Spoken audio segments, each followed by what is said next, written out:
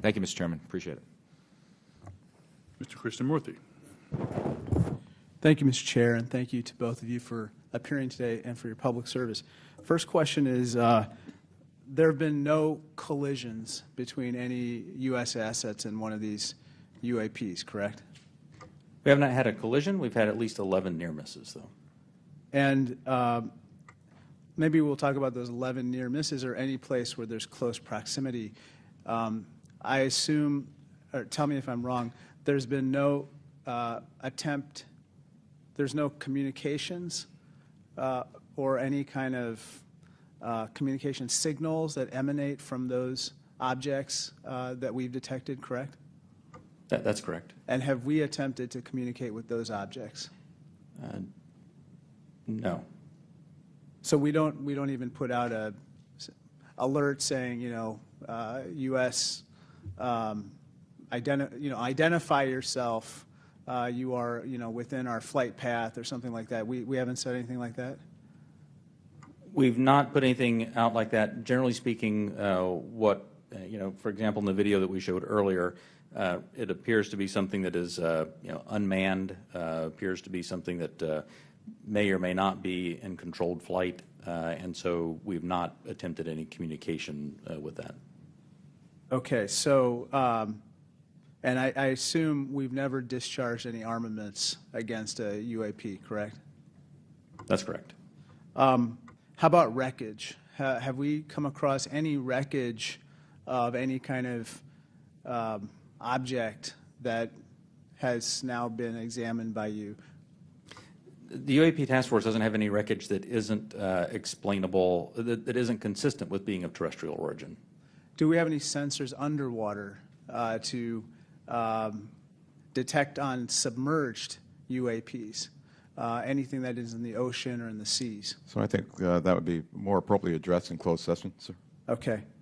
I think one of the biggest questions that I have is, we say with a lot of probability, we say they, quote unquote, probably do represent physical objects, close quote. When we say probably, is that because we cannot conclusively say that they are physical objects?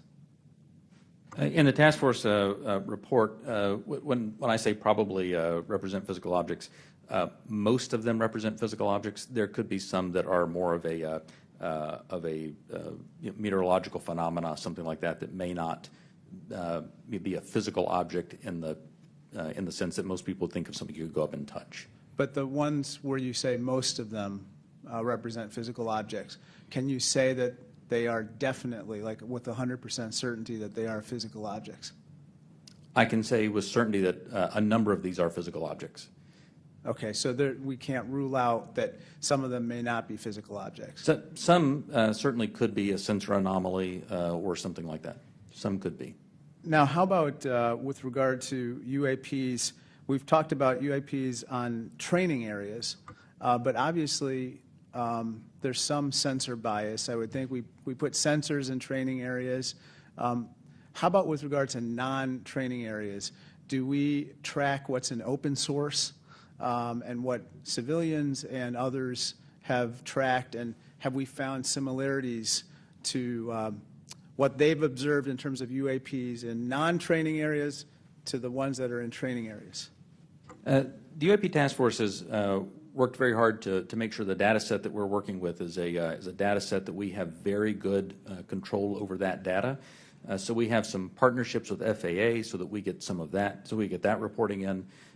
But if it comes to just open source reports or someone says that they saw something, that generally does not make it into our database. So basically it sounds like we have a good partnership with FAA, but apart from FAA, we don't have partnerships with other agencies or other entities that might be tracking so that we could enlarge our data set to make comparisons. So we will. So that's the goal of this next effort, will be to expand that relationship with the rest of government and the interagency, so we can understand what they're seeing, what we're seeing. We can correlate on each other's holdings because and hopefully resolve this. Sorry to interrupt, but I think that we're we might have a bias right now going on with regard to just reporting on UAPs being in training areas when we don't really track what's happening elsewhere.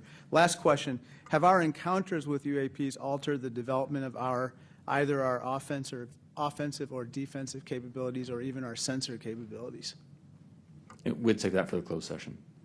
Okay, great. Thank you.